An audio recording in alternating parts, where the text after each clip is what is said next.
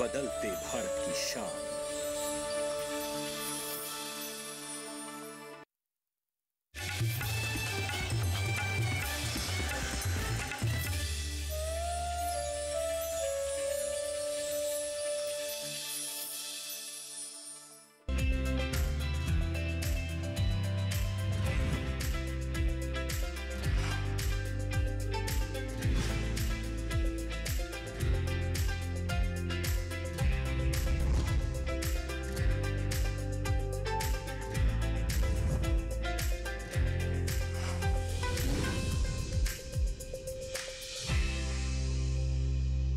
नमस्कार किसान भाइयों बहनों, मैं अदिति शर्मा दूरदर्शन किसान चैनल पर आप सभी का स्वागत करती हूँ। हमारे कार्यक्रम सफल किसान में हम देश के कोने कोने से उभरती हुई प्रतिभाओं से आपको रूबरू करवाते हैं। और आज के हमारे इस अंक में जिन सफल किसान से हम आपकी मुलाकात करवाने वाले हैं वो खेती, पशुपालन और बागवानी से जुड़े हुए हैं। बता दें आपको कि इनकी जो उपज है वो पूरी तरह से जैविक है, क्योंकि वो पशु आधारित खेती करते हैं। तो फिर आइए उनकी सफलता की कहानी को जानने के लिए रुख करते हैं उत्तर प्रदेश के हरदोई का।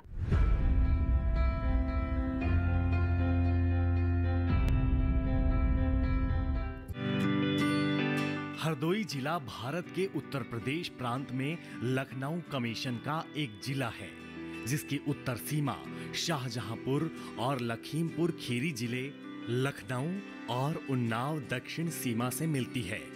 पश्चिम की सीमाएं कानपुर और फर्रुखाबाद को छूती हैं।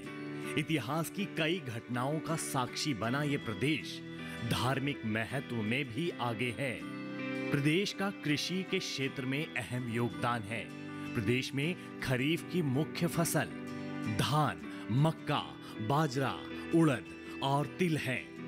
वहीं रबी की फसलों की बात की जाए तो गेहूं, राई, सरसों, चना, मटर व मसूर मुख्य हैं। हालांकि अब किसान कृषि की ऐसी तकनीकों का इस्तेमाल कर रहे हैं जिसमें परंपरागत खेती के साथ साथ अन्य फसलें उगाई जा रही हैं। हरदोई जिले के किसान भी कुछ वर्ष पहले तक किसान परंपरागत खेती यानी गेहूं, धान, दलहनी खेती किया करते थे, लेकिन इन्होंने भी खेती में बदलाव कर लाभ का रास्ता पकड़ लिया है। हमारे आज के सफल किसान भी उसी राह पर चल रहे हैं। हरदोई के छोटे से खुशहाल गांव पर 16 के रहने वाले विनीत तिवारी जी इस समय 25 बीघे में खेती और बागवानी कर रहे हैं। वे अपने खेत में गेहूं, धान, आम, केला, मौसमी सब्जियां, दलहन फसलें लगा रखी हैं। इसके अलावा वो जरूरत के हिसाब से खेती में बदलाव भी करते रहते हैं। यहाँ पर बहुत ही प्रगतिशील किसान है और हम सारी खेतियाँ करते हैं, जैसे कि उसमें से आम होता है, गेहूँ होता है, आलू होता है, मक्का होती है, धान भी होता है और केला होता है और कुछ दालें होती हैं, ठीक है, जैसे कि अरहर की हो गई, मूंग की हो गई और बहुत सारी दालें होती हैं। हर समय हम मौसम के अकॉर्डिंग अपने किसानी करते रहते हैं। और सब्जियां भी होती हैं, लौकी हुई, खीरा हुआ, ककड़ी हुई और भी बहुत सारी चीज़ें होती रहती है। और जैसे कि हमारे पास में जो टोटल ज़मीन है वो 25 से 20 की बीघा के बीच में ही है और उसी पे ही ये सारी खेतियां होती रहती हैं। और भी लोग भी हैं हमारे साथ में जो कि हमारी मदद करते हैं कि खेती करने में। वो हमें बड़े बुजुर्ग लोग भी हैं जो हमें बताते भी रहते हैं कि इस तरीके से ये खेतियां होती हैं। विनीत फसल की गुणवत्ता पर खासा ध्यान देते हैं। इसके लिए वो पूरी तरह से जैविक व प्राकृतिक खेती अपनाते हैं। खेती की ये विधाएं उन्हें इसलिए आसान हो जाती हैं क्योंकि विनीत जी ने पशुपालन भी कर रखा है। उनकी पशुशाला में गायें और भैंसें हैं, जिनके गोबर से वो खाद बनाते हैं। साथ ही गोमूत्र से कीटनाशक तैयार करते हैं। हम ज़्यादातर खेतियाँ जो करते हैं प्राकृतिक भी करते हैं और ऑर्गेनिक भी करते हैं। जैसे कि हमारे घर में गाय है, भैंस है, ठीक है, हम इन लोगों से इनका दूध भी यूज भी करते हैं घर पे और बाहर भी बेचते हैं। इनका गोबर होता है उसको हम लोग इकट्ठा करते हैं सालों साल, फिर उसको हम लेकर के अपने खेतों में भी डालते हैं, जिससे कि ऑर्गेनिक खेती भी होती है, जो कि इंसान के लिए, शरीर के लिए भी बेटर है, और वो बंदा आगे चल के उसके शरीर को में किसी प्रकार की कोई बीमारियां नहीं आ सकती।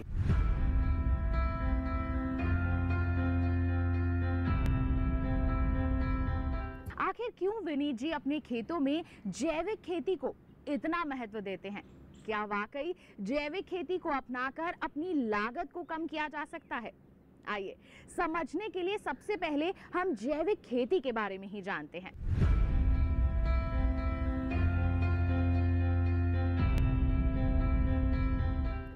खेती में रसायनों के प्रयोग से जमीन की उर्वरा शक्ति कम होती है, जैविक तत्व नष्ट हो जाते हैं।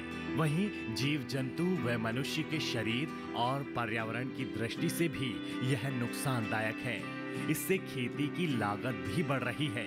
इसलिए जरूरी है कि हम समय रहते इस परिस्थितियों पर विमर्श कर नए विकल्प अपनाए जाएं, जिसमें जैविक व प्राकृतिक खेती ही सबसे कारगर है। कृषि लागत कम करने, किसानों की आमदनी बढ़ाने में भी प्राकृतिक खेती कारगर है। प्राकृतिक खेती में जो कुछ भी लगता है वह किसान के घर में ही मौजूद होता है। गाय, गोबर, गोमूत्र, पेड़ की मिट्टी, नीम की पत्तियां, गुड़ व बेसन, ये सब किसान के घर में ही रहता है। किसान इन्हीं से जीवामृत व बीजामृत तैयार कर अच्छा उत्पादन ले रहे हैं। प्राकृतिक खेती पद्धति किसानों के लिए समृद्धि का मार्ग प्रशस्त करती है। प्राकृतिक खेती के लाभ की बात करें तो इससे फसल लागत में कमी आती है, वातावरण दूषित नहीं होता, मिट्टी में मौजूद सूक्ष्म जीवों की संख्या बढ़ती है, मिट्टी की उर्वरक क्षमता में इजाफा होता है, हवा व भूजल प्रदूषित नहीं होता, बाजार में उपज का अच्छा दाम मिलता है। सरकार भी इस ओर खासा ध्यान दे रही है। इसे और मजबूत बनाने के लिए एक पोर्टल का लोकार्पण भी किया गया, जैसे मिशन, कार्यान्वयन रूपरेखा, संसाधन, कार्यान्वयन प्रगति, किसान पंजीकरण, ब्लॉग आदि के बारे में सभी जानकारी शामिल है।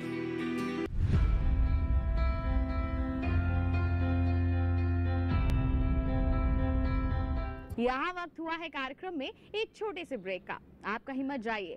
ब्रेक के बाद हम बात करेंगे विनीत जी के बागों की। बने रहिए दूरदर्शन किसान पर, देखते रहिए हमारा कार्यक्रम सफल किसान।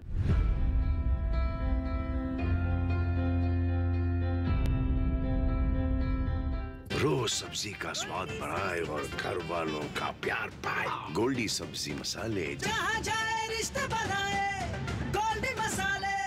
क्या तनाव आपके मानसिक और शारीरिक स्वास्थ्य पर बुरा असर डाल रहा है और आप समय प्रबंधन नहीं कर पा रहे? तनाव प्रबंधन के लिए टेलीमानस के 14416 पर संपर्क करें।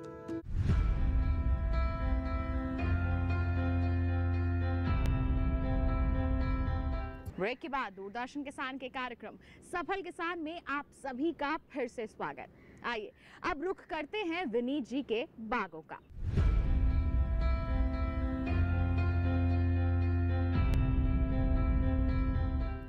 इस समय विनीत जी के बाग में केले के पेड़ फलों से लदे हुए हैं। वो मानते हैं कि पारंपरिक खेती के साथ साथ बागवानी भी बढ़िया मुनाफा दिला सकती है। विनीत जी ने करीब 3 बीघे में केले के बाग लगा रखे हैं। वो बताते हैं कि इनको लगाने में और इनकी देखभाल करने में करीब 75,000 का खर्च आया है। लेकिन मुनाफे की बात करें तो आधी फसल बेचने के बाद भी विनीत जी को करीब 1.5 लाख का फायदा हुआ है, जबकि उनकी बाकी की फसल अभी तैयार हो रही है। आय में इजाफा करने के लिए विनीत एक और तरकीब अपनाते हैं। वो केले के पेड़ों के बीच के स्थान में दलहनी फसलें, अमरूद या फलों की खेती भी कर लेते हैं, जिससे अतिरिक्त आय मिल जाती है और बचे हुए स्थान का सदुपयोग हो जाता है। जैविक तरीके से तैयार इन फसलों का दाम भी बाजार में अच्छा मिल जाता है।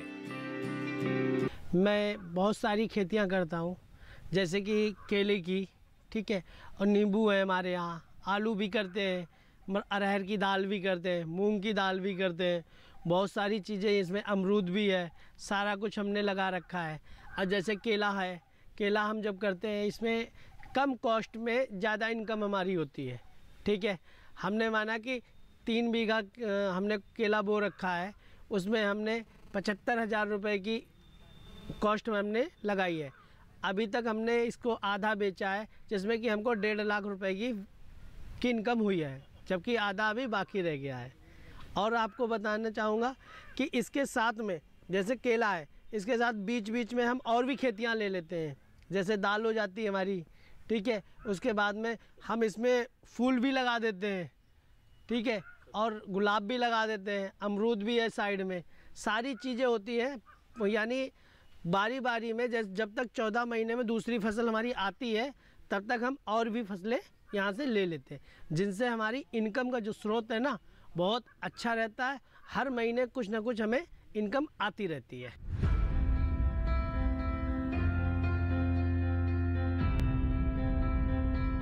तो जाना आपने कि कैसे विनीत जी ने बागवानी को मुनाफे में बदल दिया है, लेकिन उनकी सफलता में सरकार के प्रयासों की भी अहम भूमिका रही है। कैसे, आइए जानते हैं।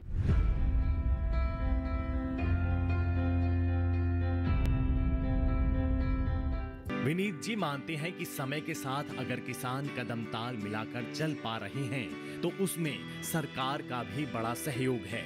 कृषि विज्ञान केंद्र किसानों तक आसानी से पहुंच बनाकर उन्हें प्रशिक्षित करते हैं। इससे किसान खेती में बेहतर सुधार कर बढ़िया लाभ कमा पा रहे हैं। मौजूदा समय में देश भर में करीब 731 से अधिक कृषि विज्ञान केंद्र हैं, जो किसानों को अपनी सेवाएं दे रहे हैं। खेती में उत्पादन व उत्पादकता बढ़े, साथ ही आने वाले कल में खेती के प्रति लोगों का आकर्षण बढ़े, यह बहुत जरूरी है। अन्यथा भविष्य में जो चुनौतियां आएंगी, उससे निपटना मुश्किल होगा। इन समस्याओं के समाधान में केवीके अपनी अहम भूमिका निभा रहे हैं। केवीके की सहायता से कम जोत या भूमिहीन किसान भी आत्मनिर्भर होकर अच्छा मुनाफा कमा रहे हैं। यही वजह है कि वर्तमान समय में पढ़े लिखे तबके में भी खेती के प्रति आकर्षण बढ़ रहा है। देश भर में संचालित केवीके में संपर्क कर किसान नवीन जानकारियों के साथ सरकारी योजनाओं का लाभ ले सकते हैं। देश भर के अलग अलग हिस्सों में कार्यरत केवीके समय समय पर लोगों को खेती से जुड़ी जानकारी देने के लिए प्रशिक्षण कार्यक्रम आयोजित करते हैं। इसके अलावा कृषि के क्षेत्र में शामिल होने वाली नई मशीनों का इस्तेमाल कैसे किया जाए, इसकी जानकारी भी किसानों को बखूबी दी जाती है। आज किसान केवीके से न सिर्फ खेती के आधुनिक तरीके सीख रहा है, बल्कि उन्नत बीजों का क्रय भी कर सकता है। इतना ही नहीं, अब केवीके किसानों को पौध भी उपलब्ध करा रहा है। हमारे सफल किसान विनीत जी कृषि विशेषज्ञों के साथ साथ गांव के अनुभवी किसानों से भी सलाह लेते हैं। हमारे 5-6 लोग हैं जो हमारे साथ में एक साथ हमको बताते भी रहते हैं। एज के अकॉर्डिंग उनका एक्सपीरियंस भी हमारे काम आता है, और वो हमको, किसी के पास ट्रैक्टर है, किसी के पास बैल है, किसी के पास और भी चीज़ें हैं जो कि हमारे लोगों के खेती करने के हर तरीके से काम में आती है। ट्रेनिंग की सरकार की तरीके से देखा जाए तो सरकार अभी बहुत सारी सुविधाएं निकाल रही है, जो कि ट्रेनिंग हो रही है। अभी यहाँ पर हमारे गांव में एक वो भी ट्रेनिंग भी देने के लिए यहाँ पर कुछ लोग आए भी थे कुछ दिन पहले। जैसे कि कृषि विज्ञान के अकॉर्डिंग हमारा एक ट्रेनिंग सेंटर है, जो कि हमारे पड़ोस में ही 15 किलोमीटर पे है, कन्नौज में। वहाँ से हमको ट्रेनिंग मिलती रहती है और हर तरीके की खेती के बारे में बताते रहते हैं कि ये इसके लिए दवा ज़रूरत है, या इस तरीके से करो तो बेटर होगा, और इस तरीके से फसल में कोई दिक्कत नहीं होगी। कीट पतंगे भी लगते जाते हैं तो उनको भी हटाने के लिए हर तरीके से सुविधा प्रोवाइड करते रहते हैं।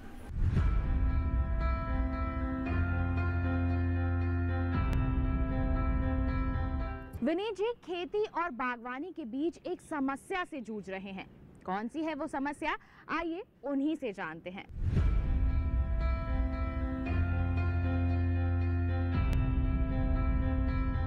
उत्तर प्रदेश में गंगा से लगे गांव में किसान एक समस्या का सामना कर रहे हैं और वो है यहाँ बारिश के मौसम में आने वाली बाढ़ और जल भराव की समस्या। इस समस्या से खेतों में लगी फसलें खराब हो जाती हैं और किसानों को नुकसान उठाना पड़ता है। हालांकि सरकार इस परेशानी से निपटने के लिए सकारात्मक प्रयास करती आई है और इसके स्थायी निदान के लिए भी प्रयासरत है।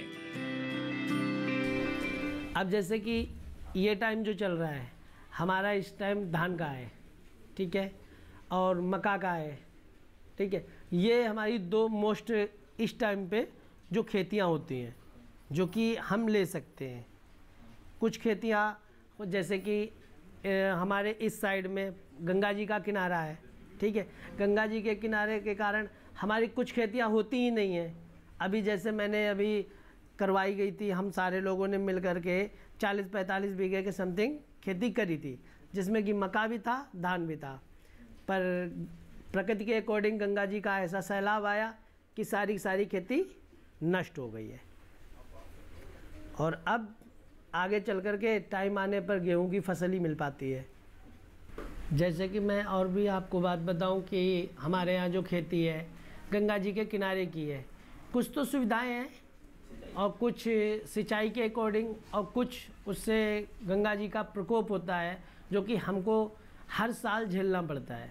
तो मैं तो यही कहूँगा सरकार से कुछ ऐसी टेक्निक निकाले जिससे कि गंगा जी का बहाव हमारी खेतियों तक ना आए और कुछ ऐसे फसलें दें हमको कि जिससे कि हम करें तो वो गंगा जी का प्रकोप भी झेल सकें और हमारा लॉस भी ना हो, और जिससे कि हमारी इनकम भी बनी रहे और हमारा घाटा किसी तरीके का भी ना हो।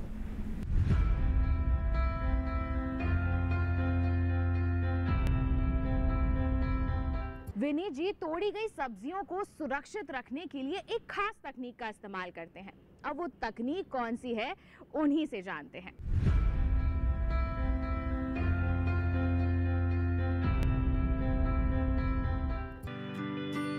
भारत में लगभग 32 मिलियन मीट्रिक टन क्षमता और लगभग 10,000 सक्रिय रूप से प्रशीतित वाहनों के साथ लगभग 7,129 कोल्ड स्टोरेज सुविधाएं हैं, जिनमें छोटे कोल्ड भी शामिल हैं, लेकिन वो इतने छोटे नहीं कि कम जोत वाले किसान उसका त्वरित लाभ ले सकें। हालांकि हमारे सफल किसान एक छोटे से कोल्ड स्टोरेज का प्रयोग करते हैं।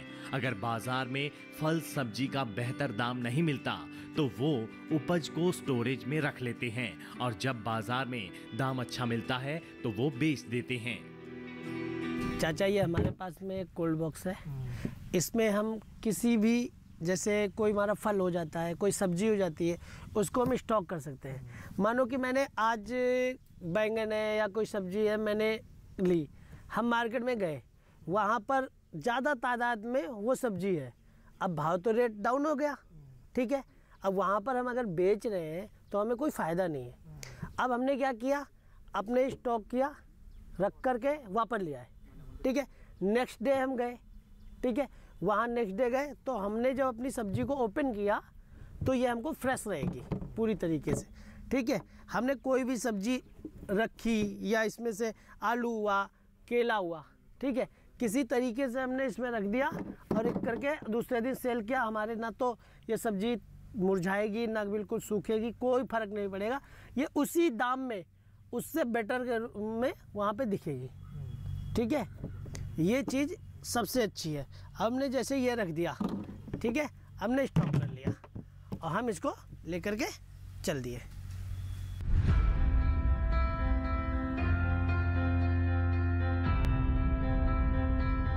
यहाँ वक्त हो चला है कार्यक्रम में एक छोटे से ब्रेक का।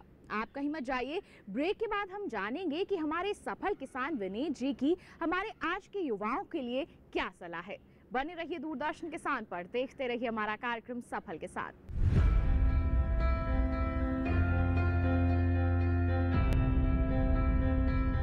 रोज सब्जी का स्वाद बढ़ाए और घर वालों का प्यार पाए। गोल्डी सब्जी मसाले, जहाँ जाए रिश्ते बनाए गोल्डी मसाले।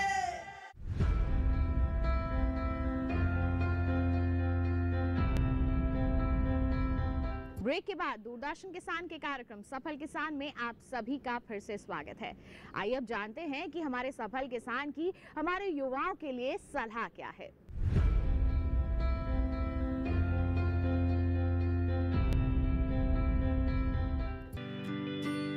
वर्तमान में भारत में करीब 63 भारतीय कृषि अनुसंधान संस्थान और 3 केंद्रीय कृषि विश्वविद्यालय, 59 कृषि विश्वविद्यालय और 4 समतुल्य विश्वविद्यालय हैं, जिसमें शिक्षा ले रहे युवा एक उन्नतशील देश को रूप देने में लगे हुए हैं। इन्हीं प्रयासों का नतीजा है कि अब खेती के लिए नैनो फर्टिलाइजर से लेकर ड्रोन जैसी तकनीकें इस्तेमाल हो रही हैं। कृषि के क्षेत्र में उच्च शिक्षा लेने के बाद ये युवा वापस खेतों का रुख कर रहे हैं। ये कृषि के साथ साथ नए स्टार्टअप खड़े करके देश को आत्मनिर्भर बनाने में सहयोग कर रहे हैं। लेकिन युवाओं का एक वर्ग सोशल मीडिया में वक्त जाया कर रहा है। उनके लिए विनीत जी कहते हैं कि वो संसाधनों का सही इस्तेमाल करें और आगे बढ़ें। और जैसा कि मैं आपको बताना चाह रहा हूँ कि मैं आजकल सोशल मीडिया पे बहुत ज़्यादा देख रहा हूँ कि लोग वीडियो बना रहे हैं, रील बना रहे हैं। बेरोजगारी, कहीं बेरोजगारी नहीं है। चाहे काम फार्मिंग का हो, चाहे टीचिंग का हो, चाहे खुद का बिजनेस हो, हर जगह पे रोजगार है। ज़रूरी नहीं है कि गवर्नमेंट जॉब करो, वही एक जॉब है। गवर्नमेंट जॉब कोई जॉब नहीं होती है। आप कंपटीशन करते हो, आप तैयारी करते हो, आप सक्सेस होते हो, उसी तरीके तभी तो आपको बेनिफिट मिलता है, तभी आपकी इनकम आती है। अब आप यहाँ पे, जैसे मैं यहाँ पे खेती करता हूँ, और जब मैं खेती कर रहा हूँ तो मैं यहाँ पर भी मेहनत कर रहा हूँ और मेहनत करके सक्सेस हो रहा हूँ। हर तरीके का इनकम यहाँ से भी आ रही है। ज़रूरी कहीं पे भी बेरोजगारी नहीं है। रिक्शा वाला भी रिक्शा चलाता है, उसमें भी है। तो मैं अपने युवाओं से यही कहना चाहूँगा, काम कोई भी हो, लगन से करो, उसका फल आपको मिलेगा। और सबसे बेस्ट है, मैं तो एक ही चीज़ कहूँगा, वनस्पति का आप ध्यान रखें। हमारी जो प्रकृति है, पेड़ों से ही आपको ऑक्सीजन मिलती है और पेड़ों से ही वातावरण भी हमारा शुद्ध रहता है। तो मैं यही कहूँगा कि फार्मिंग करो, पेड़ लगाओ, और जिससे कि हमारा जो वातावरण शुद्ध रहे और हम लोग भी खुशहाल रहें।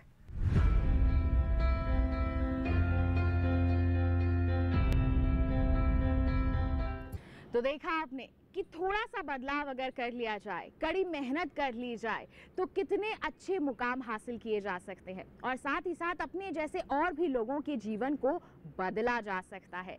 यही दास्तान है हमारे आज के सफल किसान की। उम्मीद करते हैं कि इनकी दास्तान को जानकर आप इनसे प्रेरित जरूर हुए होंगे। साथ ही आपको बता दें कि आप अगर हमारा ये कार्यक्रम दोबारा देखना चाहते हैं तो आप रुख कर सकते हैं हमारे YouTube चैनल का, या फिर कोई ऐसी दास्तान हम तक पहुंचाना चाहते हैं तो आप हमें ईमेल कीजिए। हमारी ईमेल ID है safalkisan@gmail.com, या फिर आप हमें पत्र भी लिख सकते हैं। पता है हमारा सफल किसान, कमरा नंबर 77, CPC दूरदर्शन, खेलगांव, नई दिल्ली 110049। तो इसी के साथ किसान भाइयों बहनों, आज के लिए बस इतना ही, और इस वादे के साथ कि अगले अंक में एक नई दास्तान आपके लिए लेकर होंगे हाजिर। हमें दीजिए इजाजत, लेकिन आप बने रहिए दूरदर्शन किसान पर। नमस्कार।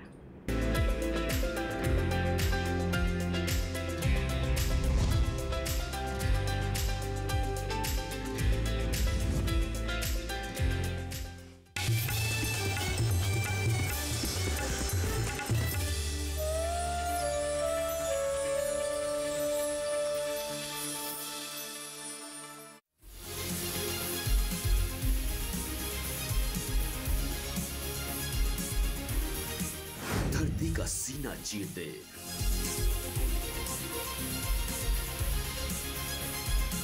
दूध की नदियां बहा दे, अन्न उगा दे, बिना थके, बिना रुके। सर्दी, गर्मी, बरसात की परवाह किए बिना जो अडिग है, अटल है, वो किसान है। कामयाबी के आसमान पर पहुंचे धरती पुत्रों की दास्तान, सफल किसान। कार्यक्रम सफल किसान सोमवार से शुक्रवार रात 8 बजे सिर्फ दूरदर्शन किसान पर।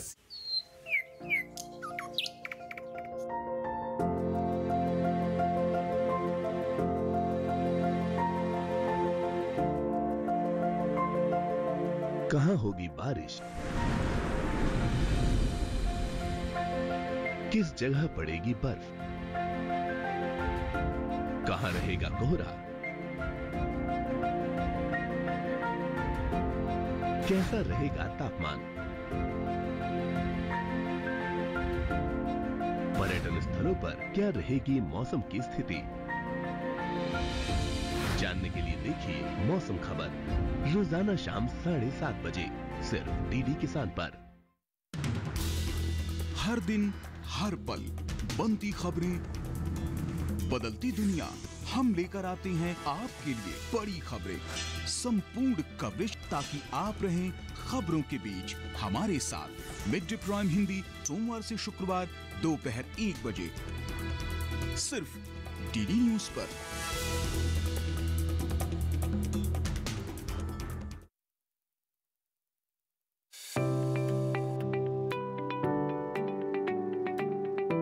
किसी फसल के बारे में, किसी तकनीक के बारे में, या खेती से जुड़ी किसी विधि के बारे में कुछ रोचक जानकारियां। कृषि विशेष कार्यक्रम के लिए हम लोग पहुंचे हैं चंबल के बीहड़ों में। ये मुरैना जिले का एक क्षेत्र है जहां पर गुग्गल और सतावर की खेती होती है। कारोबार के किस्से, कुछ कामयाबी की दास्तानें। देखिए हर गुरुवार और शनिवार शाम 7 बजे आपका अपना कार्यक्रम कृषि विशेष सिर्फ दूरदर्शन किसान चैनल पर। कार्यक्रम कृषि विशेष हर गुरुवार और शनिवार शाम 7 बजे सिर्फ दूरदर्शन किसान चैनल पर।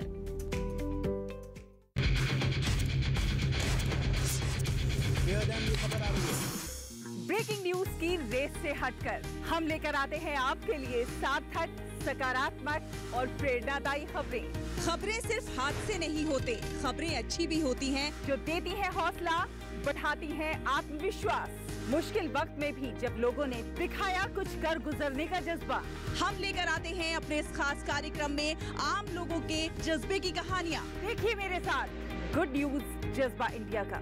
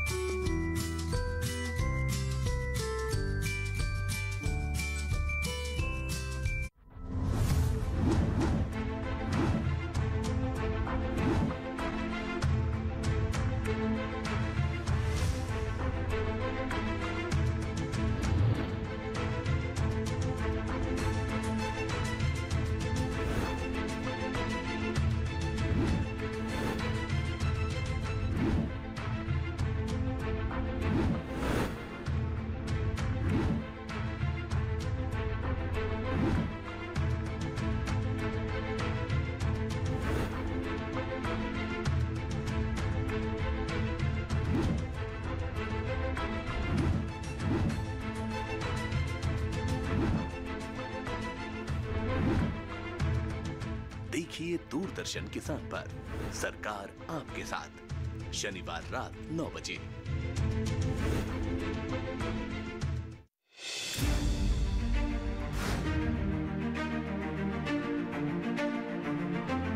फसलों के भाव से लेकर उनकी आवक तक, पैदावार से लेकर बुआई के क्षेत्रफल तक, आयात से लेकर निर्यात तक, घरेलू से लेकर वैश्विक बाजार तक, मंडियों की सही और ताजा जानकारी पाएं। विशेषज्ञों की राय का लाभ उठाएं। देखिए मंडी खबर सोमवार से शनिवार शाम 5 बजे सिर्फ दूरदर्शन किसान पर।